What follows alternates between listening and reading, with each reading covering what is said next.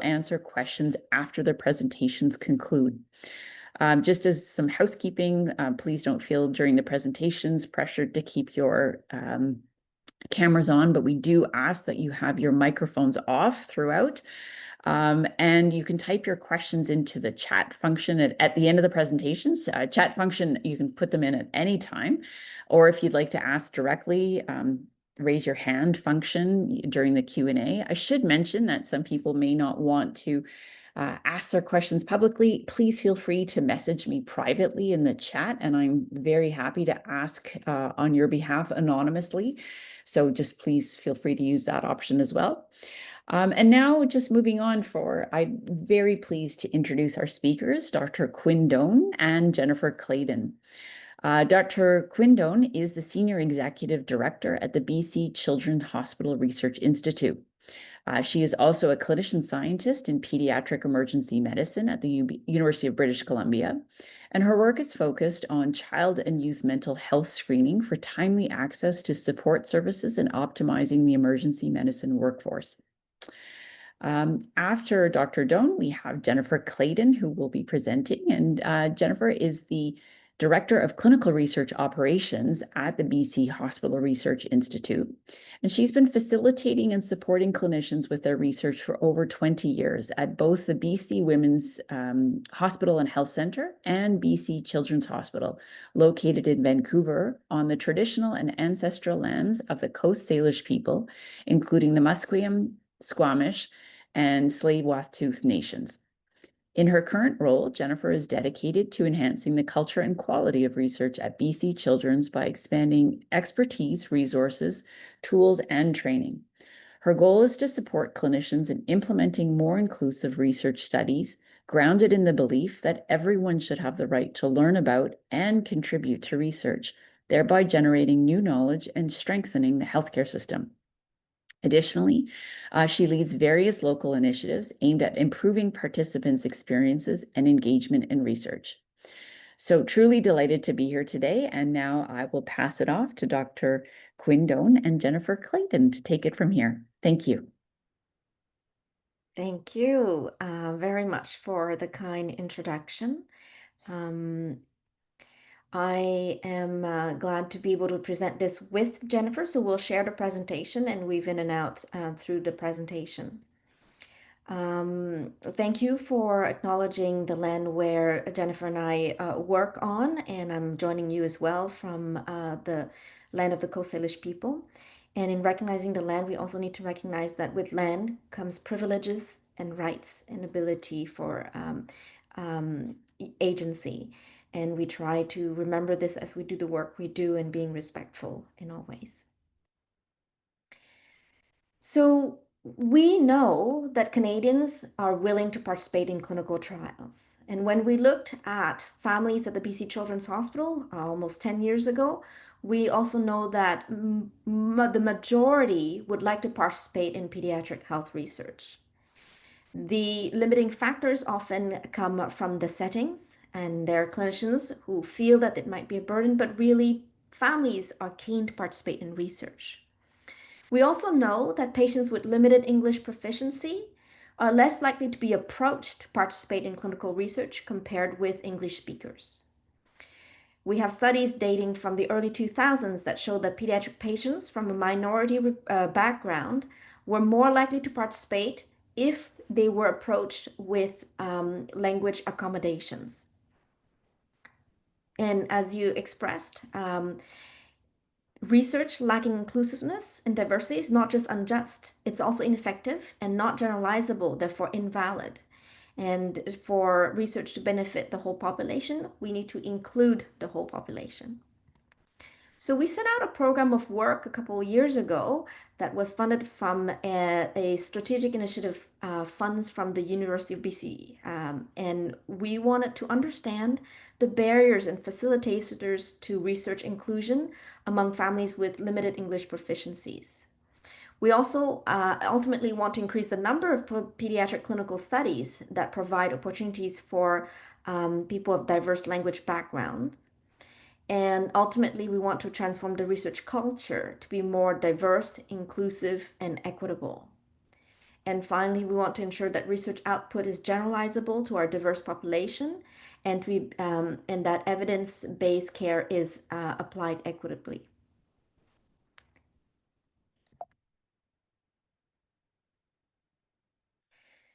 So the first project was completed maybe a year ago, was recently published. What we set out to do was to look at how are we currently doing? So we went back and looked at research that has been submitted to the Research Ethics Board over a 4-year period.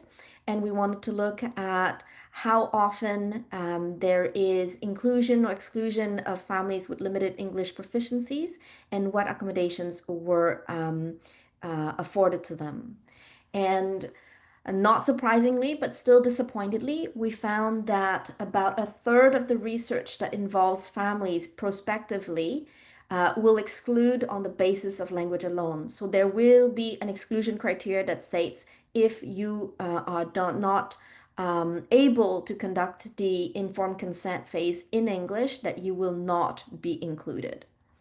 Another third does not explicitly exclude, but does not provide any accommodation for language. So if you're not excluded, but if you can't conduct the informed consent in English, you can't participate. And then a third of the studies actually had accommodations for language. However, it is often one language, often French, or it would be studies that are conducted overseas and therefore are conducted in the local language, but not here in Vancouver. So knowing the current state is not acceptable, we want to go and change that. But before we bring in interventions, we want to understand what are the I'm sorry, I know why I'm struggling here. This is meant to be Jennifer present. Jennifer. Thanks, Quynh. No, you were doing a great job. Area. Yeah, so recognizing that there was a problem, as Quynh mentioned, we had reviewed those prospective studies and identified that there were several barriers for researchers. So our next phase was really to understand what were the challenges. Why are so many, 2/3 essentially of our studies excluding participants who speak another language. So we conducted a qualitative study with 26 different investigators and research staff and hospital leaders on our campus to understand what were the barriers and facilitators. And this is a depiction of what we found. So on the left are the barriers that we identified. So not surprisingly, a lack of resources. One participant said, we don't necessarily always have the funds. Another said, we want to be inclusive, but just the access to and even knowledge, it's not always easy to find just in terms of what exists and what is available. Another barrier was a lack of clarity on best practices. So recognizing that people come from different cultures and may need different approaches, and feeling a little bit incapable of being able to address that and supporting participants in this area. So being easier to say no than to proceed with some of these challenges. Another barrier was a lack of confidence in the services itself. So, several participants talked about how you can't just, for translations, for instance, you can't just do things word for word because there are cultural nuances and things to think about. And feeling a little bit unsure if participants fully understand the consent process through an interpreter when they're not the ones actually conveying the message and they're working through an interpreter. So kind of a recognition that folks don't necessarily have a lot of experience in working with interpreters and translators and may sort of lack confidence in those services. And another one was hesitancy to prioritize. So a participant said, it's seen as something that we don't have time for, or we're hitting our recruitment targets, so really diversifying who we're recruiting doesn't become the priority. So along with this, we also identified a number of facilitators that we wanted to learn more about and focus on for the future. So one obviously being support for resources. So having one participant suggested you need to have a central resource that recruits from different research and that has these capabilities. dedicated funds within research projects to support. Training was recognized as an important thing. Collaboration with community members. So one participant said, if I could have access to advocates or champions, research champions within the different communities that we're trying to engage, that would be super helpful. Something that we sort of work on informally with other projects. And then lastly, language inclusive design. So recognizing that this work takes time, making sure we're planning and preparing for that up front. And diversifying the researchers and patient partners maybe who get to provide input into the research that we're doing. So this work has been put together in a manuscript that's been submitted, and we're currently actually just responding to some changes from our editors and reviewers. So after we conducted qualitative interviews with researchers, we also wanted to hear from the perspective of patients and families. Next slide, please.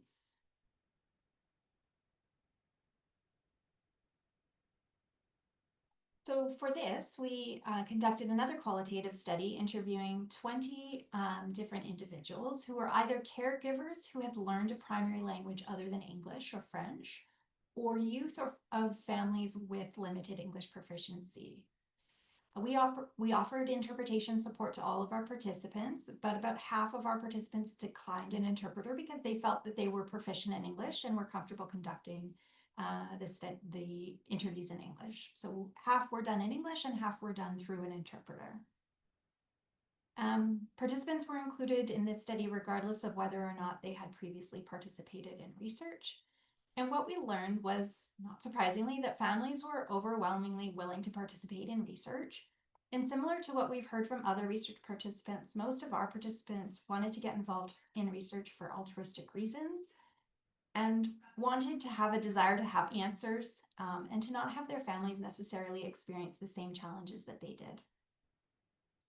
Additionally, they identified that the #1 reason that they had negative feelings towards research is when they don't receive study results or feedback from study teams at the end of the study. And certainly there's been a lot of literature on that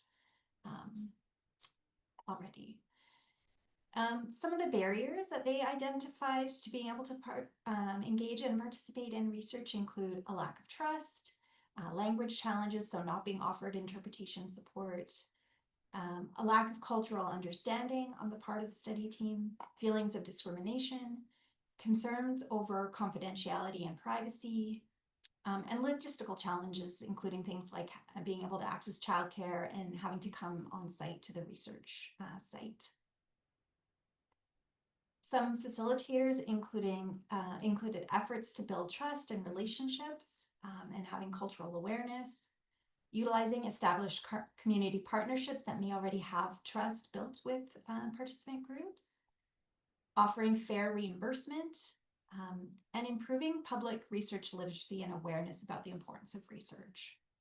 And this work is currently being drafted in a manuscript as well. We hope to submit soon.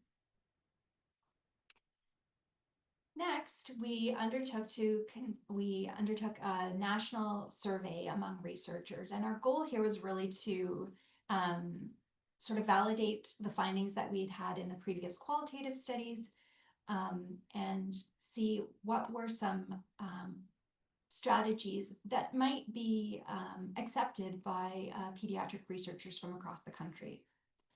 So we put together a survey and we distributed the survey amongst 22 different academic centers over a 9-month period, and we had a total of 146 respondents. Interestingly, we had 92% of our respondents acknowledge the importance of including participants with limited English proficiency, but 73% admitting to having excluded these participants at least some of the time. We asked some theoretical questions about, First we asked questions about whether they had access to, what kinds of services they had access to at their center. And about half said that they had access to either free or unpaid interpretation services at their institution, while the remaining many didn't even know whether they had any access or didn't know how to connect or use it. I think this demonstrates that there's an opportunity for institutions to ensure Firstly, that there is access to interpretation services for their research community. And secondly, to make sure that their research community knows how to access it. We also asked some hypothetical questions around the use of language service and identified that 90% of survey respondents admitted that they would use a free language service if one was available, but only 46% would use a paid service. Again, this sort of identifies that cost was a major barrier for researchers. In this paper, we also talk a bit about time as a resource, and that definitely came up in our national survey as well, that we recognize that it takes additional time to engage language services in order to be more inclusive, but also recognize that when we prioritize something and when we make it important, then we tend to find the time for it. So lastly, taking all of this information from our qualitative studies and from our national survey, we developed a language inclusion pilot project. And essentially what we did was we developed a resource guide and some tools for our local researchers. Things like wayfinding and navigating. How do you find local language support? What kinds of things can you access to make your research more inclusive? We developed this brochure, which was really intended to be sort of a generic brochure that talks about why research is important and how your information is kept confidential and that your consent is always required. Some of the universal things that are common across all studies. And then we translated this brochure into 10 different languages and we made it available to study teams. It meant that if study teams didn't get their consent forms fully translated, that they could still at least provide some documentation to the participant in their preferred language, even while completing an English language consent form through an interpreter. The other thing we did for our pilot teams is we offered funding to be able to have interpretation or translation support for their study. And then essentially we piloted this over a period of 6 months to see how well the resources were utilized, were they helpful, what was the uptake. And we had a total of 9 local research teams participating in the pilot, and most of the teams included more than one study that they were specifically recruiting for in our pilot. We're currently analyzing the data, but we've had good feedback so far, at least anecdotally from our groups that participated, that they learned that where they could access resources and how to connect, and that they were able to engage with patients and families where they previously hadn't been able to. And I'll pass back to you. Thank you. So I'm going to walk through a case example of a project where we thought we were doing good, and then I realized we're only doing good for a subpopulation of Canada. Some years ago, I had developed an application to help families screen their kids for mental health and psychosocial concerns. And when you fill out the screener, it uses the information that you entered to provide you with a set of recommendations as to what resources you should tap into and where they are. And this was published in English and French. It's freely accessible on track.ca, which is a knowledge translation platform from the Pediatric Emergency Research Canada group. And we thought we did well because families are using the applications so that they can address their kids' needs early on before it became a crisis and needed to come to the emergency department. And then we thought, but access to mental health resources and early detection should really be accessible to more than families who can read and write in English and French. And we also realized that a mere translation of the instrument is not enough. Particularly in mental health, the concept doesn't translate very well into all cultures. And so we started looking at a proof of concept. in regards to culturally adapting and revalidating the instrument in another language.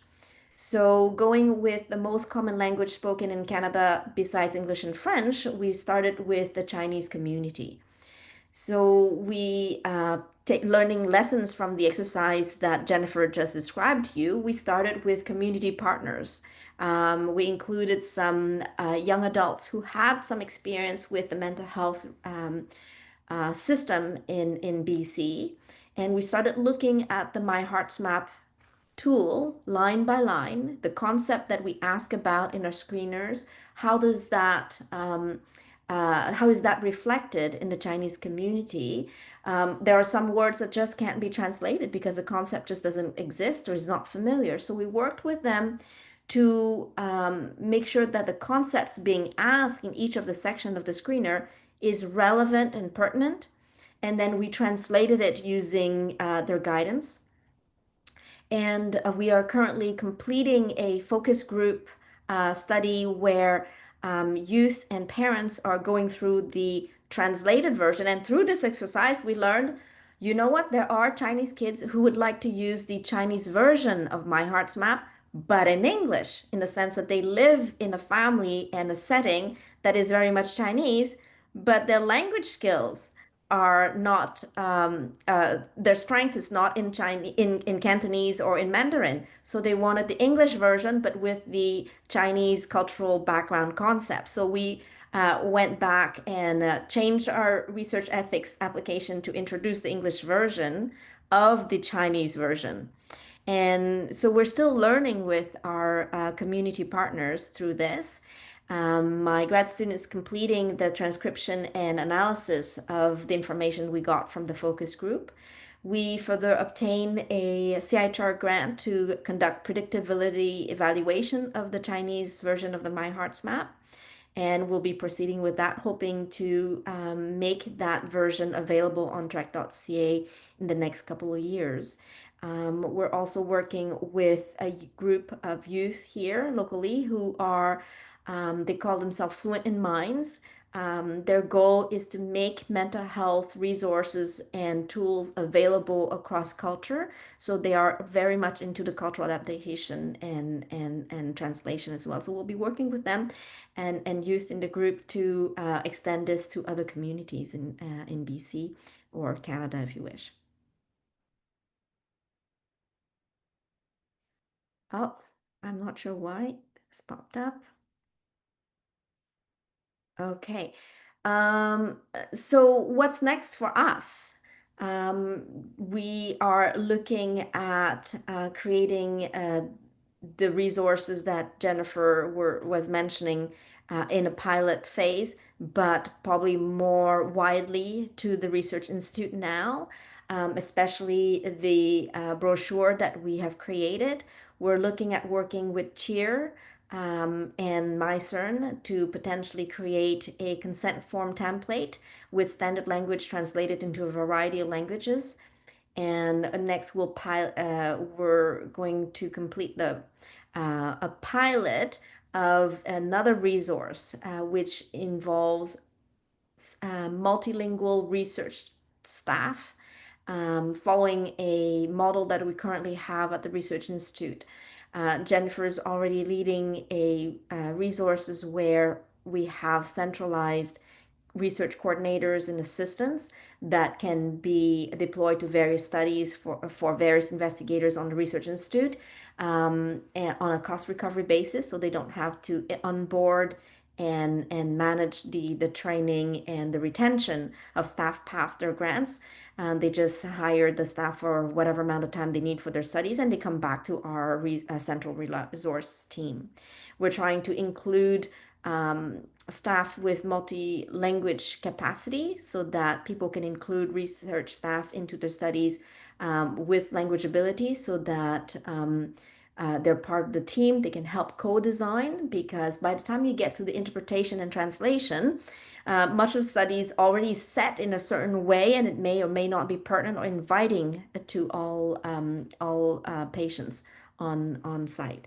So the idea is to start early and to design the study such that it's inviting and relevant to all population.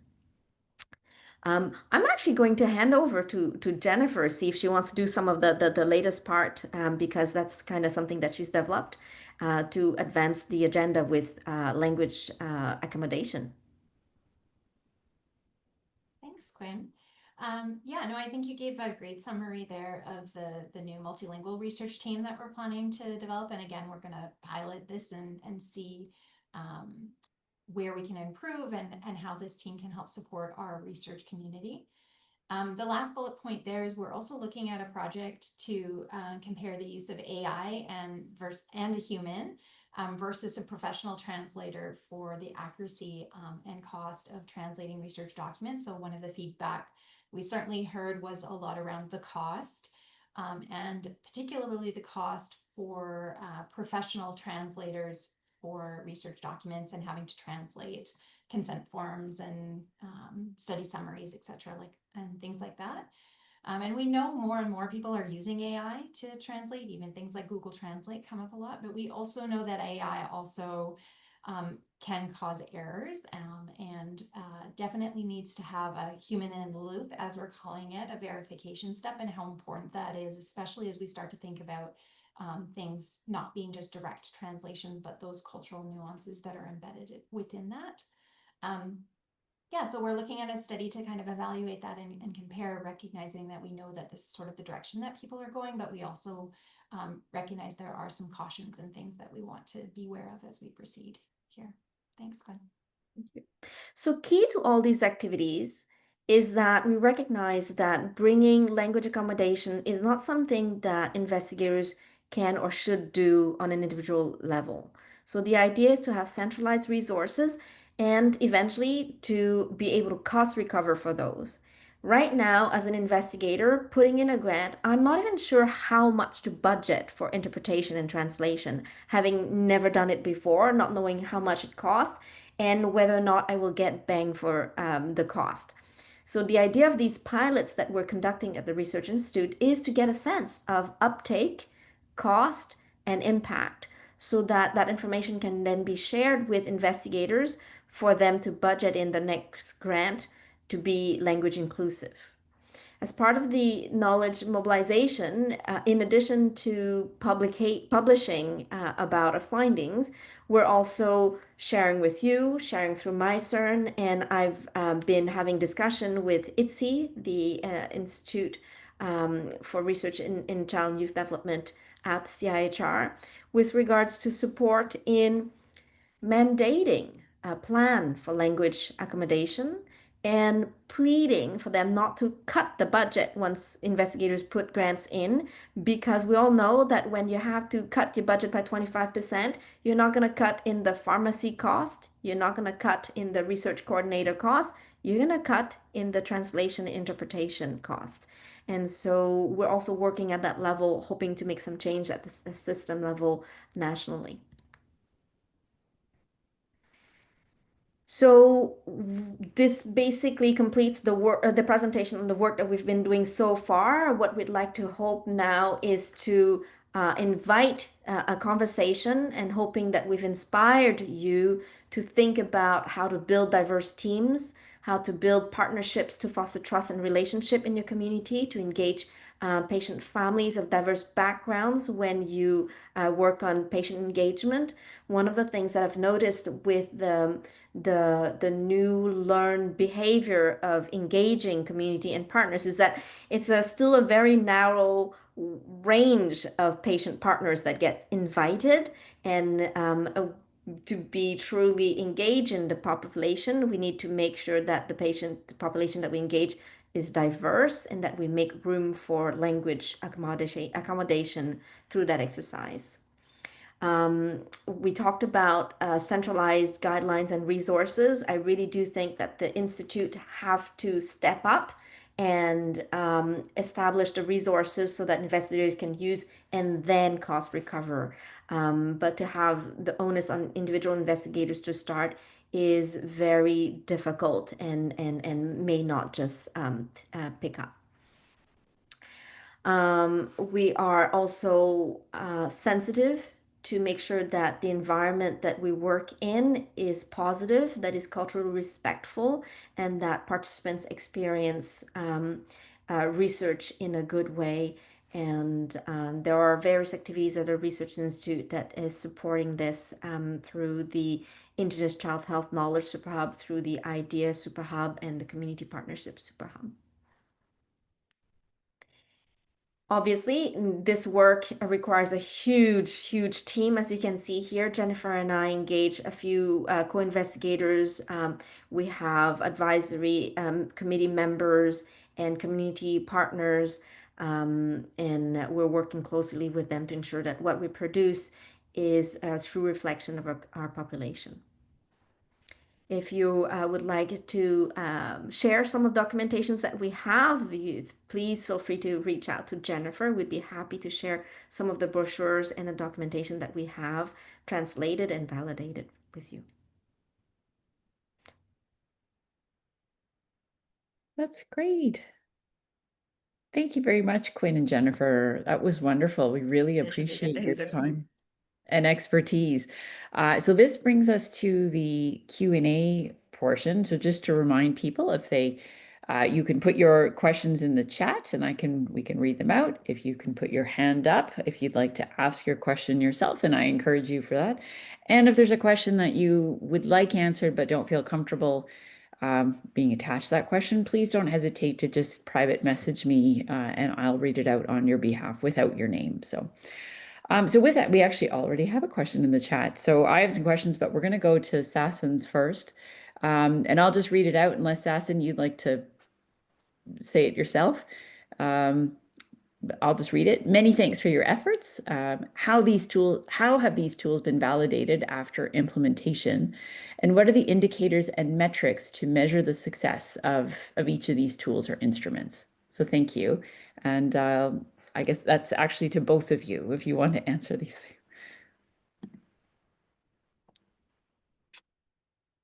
Oh, you're muted, Quynh. I can speak to the second aspect of the question, and then I'll let Jennifer start. But I have some thoughts about the first question as well. With regards to indicators and metrics, that is exactly why we conducted the pilots, so that teams who access those resources, it was free, but not really free in the sense that they didn't have to pay, but they did have to fill out regular surveys as they used it, so that we could get a sense of the use of it, how frequently they used it, how many patient or potential research participant these tools reached, and ultimately whether or not their study population was more inclusive and more diverse it using those services. So we're currently analyzing those data right now. That's great. Thank you. Jennifer, I know Quynh, you had said maybe Jennifer, you wanted to answer the first part of the question, or maybe you were voluntold, but that's fine. So yeah, I guess to Quynh's point, the tools that we developed that we used in our pilot, so the sort of navigation piece, the budgeting and costing that we provided for folks in terms of what this would cost. And then of course our sustainability plans, because that was an important piece we wanted and that will be an important piece for our multi-language research team, which we're developing right now too, in terms of making sure that we can make that a sustainable resource on the long term. So those were all sort of tested through this pilot project. I don't know, Quynh, if the question around the validation and implementation was specifically around your HeartsMap tool. That was that question, because this was definitely one of the barriers that came up in our qualitative interviews, was around these sort of standardized assessments and how they haven't been validated in other languages. And it's not as simple as just conducting it in another language through an interpreter. So, right. Okay. So if it's not directly related to my HeartsMap, like say the brochure, for example, it was translated and then it was sent back to our patient partners to read and make sure that had that was a reflection of the intended content. So it was validated that way for those things. But if we're talking about instruments like the My Hearts Map, which is a mental health screening instrument, we are going to be validating it before we implement, not after implementation. But now that we have the semi-final version of it after the partner rounds and then through the focus group rounds, we are going to start a study where youth will be enrolled, youth and parents will be enrolled to use the tool, and they will follow that up with an intake assessment with a mental health counselor to validate the findings from the screening tools. We'll be looking at the sensitivity, specificity, predictive values of the My Hearts Map Chinese version as compared to an intake assessment from a clinical counselor, and essentially report those. So following the same methodology that we had used to validate the original English version, we will validate the Chinese version. That's I hope so interesting. Sorry, go ahead. No, I hope that answers the question. That's great. No, that's, it's so interesting because Qualtrics, they used to offer, when you're doing a survey through them, they used to offer a service for translation, and they had different pricing. One just to translate it, and the second higher pricing was to have a healthcare professional look over who was native in that language or familiar with that language, or fluent, I should say. And that's probably, but I don't know that it's actually been tested which is what you're proposing, which is outstanding. I had a question just about, so this is fascinating and really interesting. Congratulations on the work that you've both done and presented. It was a question about the interviews that you had with the patients and families. And I wondered, these are kids with lived and living experience and families, were there particular conditions that these kids were living with that were, I'm going to use the word overrepresented, meaning more trauma versus more, cancer versus other chronic conditions, and also ages? Were they more youth? Were they more families with small kids? Or was it a real smattering of all those? Because obviously that would probably influence your findings. So I'll stop there. Yeah, I can say that we didn't recruit in any specific area of the hospital. And in fact, we took very general approach. So we put up brochures that had been translated into different languages throughout a variety of clinics at the hospital. I don't actually believe we collected information about either the families or the youth who participated, what their sort of diagnostic journey was or had been. Because we also recruited externally from our community as well through a community partnership at Mosaic. So some of our participants in those qualitative interviews actually had never been to BC Children's and had never participated in a study that we had led. So I would say that even if we had collected that data, our numbers would have been too small to really say anything meaningful about specific participants or groups. No, that's good. And then maybe just a follow-up to that. Hang on, I'm going to cough just a sec. My amazing moderating skills at play here. Sorry. I had a question about when you interviewed caregivers, did they tend to, I'm going to guess the gender of the caregiver or the role, but I wondered, was it a variety of different types of caregivers? If it was, did you notice different input depending on whether it was perhaps someone's dad versus someone's mom versus someone's grandmother or other caregiver? Anyway, I'll stop there because I'm going to cough again. So. Again, a great question. We are still analyzing that data, so we haven't looked specifically at that, what you're looking at. I think what we have noticed with the participants that were included is that we had sort of two distinct categories, one being those who had been in Canada a long time and were quite fluent in English, like I said, who had declined an interpreter for their interview, and then a group who were more newcomers, who hadn't had that experience. So at this point, those are really, I think, the two groups that we're kind of looking at within those interviews. But some good thoughts there. We could definitely consider exploring that. That's great. It's so interesting. And it's just, there's a lot of data. I can imagine you have a very rich data set. So that's great. I don't know if there are any other questions that people, because I could dominate this question, but period. I don't know. So oops, I can't actually see people's. I took. Okay, you did perfect. Okay, we have a question. Go ahead, Tanya. I took myself off mute. Hi, Quynh and Jennifer. Thank you so much for the presentation. And I apologize if you spoke about this. I had to go grab a bite to eat while you were talking, and so I might have just missed it. But I'm wondering if you could speak a little bit to maybe the relationship between and what you view as the responsibilities of the Research Institute in this space.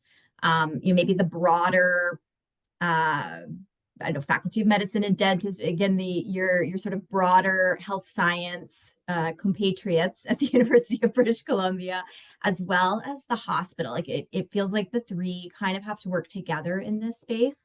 And so where do you kind of see that landing as we kind of think about how we might, pick up some of these things here at the U of A? We kind of want to be thinking about those relationships and partnerships.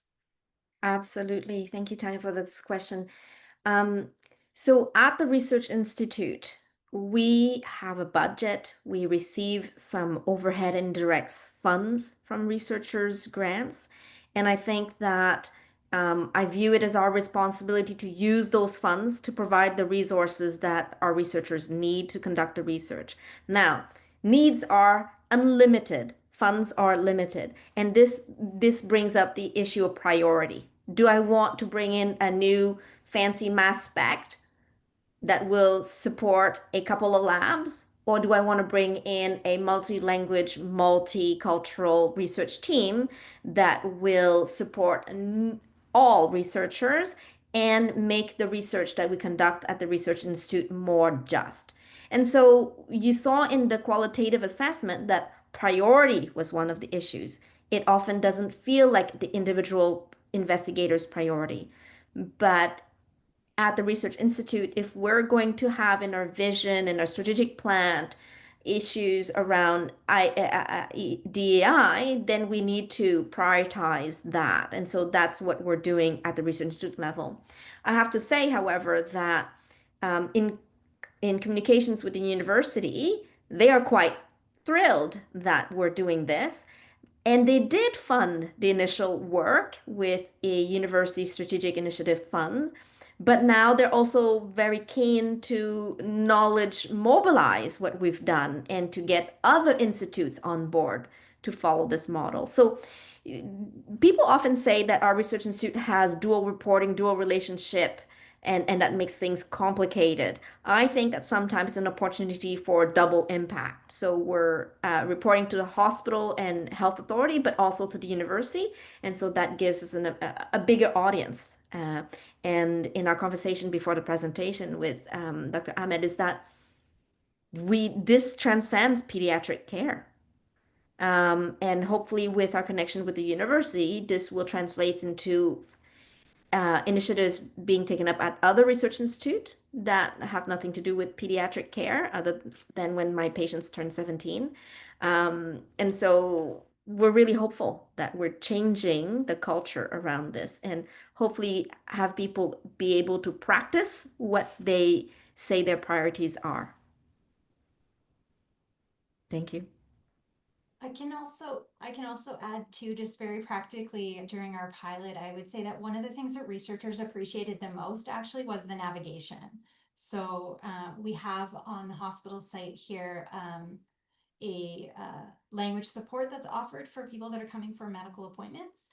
But traditionally that wasn't really utilized for research, and a lot of researchers didn't know how or if they could utilize those clinical services for research. And so we sort of created a pathway to enable that and built connections with the director from the language service at the hospital and essentially cleared the path for what that could look like. and then helped guide investigators in that direction. And I think that alone was really helpful. We were able to provide some feedback back to the clinical service to say, well, these are some tweaks that you need to make to support research better. And so it really was a sort of collaborative effort, I think, in supporting what's happening here at the hospital and in supporting our university investigators. And from a financial perspective, I think it also makes more sense.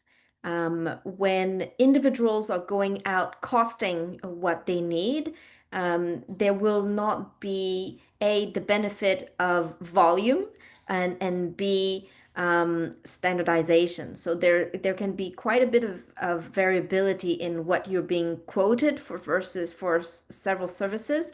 And so for the Institute to take it on, we have a bigger negotiation power, and then to spread the savings to the PIs.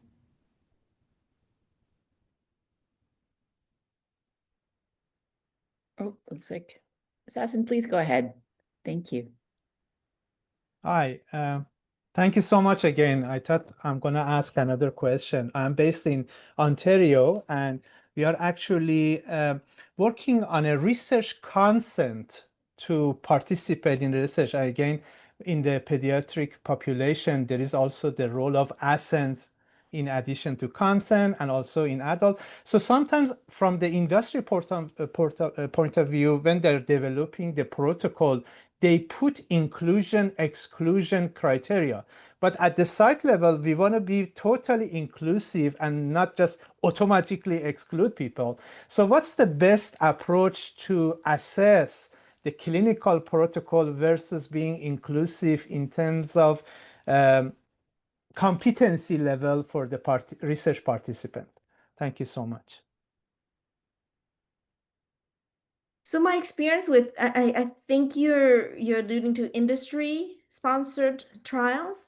My experience is that industry-sponsored trials tend to be more inclusive. When we look at the initial review, they tend to accommodate for language more and have their protocol, their forms translated. I think because there is financial interest in including anyone with the clinical conditions and not to lose them based on the language um, um, factor, they tend to be more inclusive. But I would say again, at the level of the institute, when these industry trials come through, they are negotiated and contracts are being signed by the institute. Like I signed them on behalf of the research institute. And I think that's where there's an opportunity to bring in the question, what are you doing about language barriers? Are you going to provide for interpretation and translation? So you can do formally at that level. Again, the institute needs to take a role on this. But even if a project comes through, unless they specifically exclude language barriers, by providing the capacity, by providing the accommodation, there are ways to work through with your research ethics board, a pathway, and that's what we did before we created a pilot. I mean, we needed to get the research ethics boards, on board, and we talked about when do you need what, because I think that when we have a protective views on things, we tend to require everything to the highest standard. And in our desire to be protective, we're being exclusive. We're making it impossible to achieve. Double translate everything in every language back and forth. Interpreter has to be of this caliber from this company. And that's not always necessary. For some low risk studies, an opportunistic interpreter is okay. Is a family member who's there to interpret it is okay. So those are things that you have to negotiate with your research ethics board and have a clear path as to when do you need what kind of level of interpretation and translation, and that makes it more inclusive and allows you to include more families even when the protocol does not provide it. Thank you. Thank you. That's great. I don't know if there are any other, I have a question, but I don't want to ask it if there's another burning question. Okay, well then maybe as perhaps the last question, just to give people time to get to where they need to go next. Can you just, and you actually alluded to it, Quynh, already, the role of research ethics boards. Like, should this be something that REB say, you can't, and Sasson, thanks for bringing that up, like you can't exclude people on the basis of language, or this is, we won't approve it until we do X, recognizing they're not there as gatekeepers, but just want to make sure that research is more equitable and inclusive. So any thoughts on that and how to approach an REB Yeah. about these things? So currently, as part of the DCPS2, there is a statement where you should and cannot exclude on the basis of language, but there are exceptions. And everybody's latching on those exceptions, which are, it would make this research non-feasible. So they're talking about feasibility and such. And I think that's when the institute comes in. And if you make it feasible, you make the resources available and of quality, because that's something we learned as well, is that our PIs were questioning the reliability of certain interpretation and translation services. And when we experienced it, we also noticed that within our research staff with different language abilities, realizing the translation wasn't that great. And so that's when, as an institute, if you vet a certain service, then there's more credibility and the REB is more willing. Like then again, like I said, not every studies require the same level of scrutiny with regards to language. It is risk dependent. And that's the thing I keep bringing up with the REB, is that it's not just about risk of doing something, it's also the risk of not doing something, and to balance that. Oh, that's great. No, it's yes, you've raised a lot of really good points, and I do think you do highlight how people use the loopholes to avoid doing certain things. So with that, I just really like to thank everyone, Jennifer and Quynh, and thank everyone for coming to, presenting, and everyone for attending today's webinar. It's been fantastic. The discussion has been great. We had more than enough, which is really great. Those who registered for today's webinar will get an email in the next few days with a link to the video. And you'll also be able to find it under the events section on the WCRI website. Thank you very much for putting in the chat our link to our next webinar. Thank you, Katrina. So we encourage everyone to join us then. And there's lots of thank yous in the chat. So Jennifer and Quynh, thanks again for your excellent presentation and sharing your expertise. With that, I wish everyone a great rest of the week and hope to see you next time. Thanks. Thank you. Bye-bye.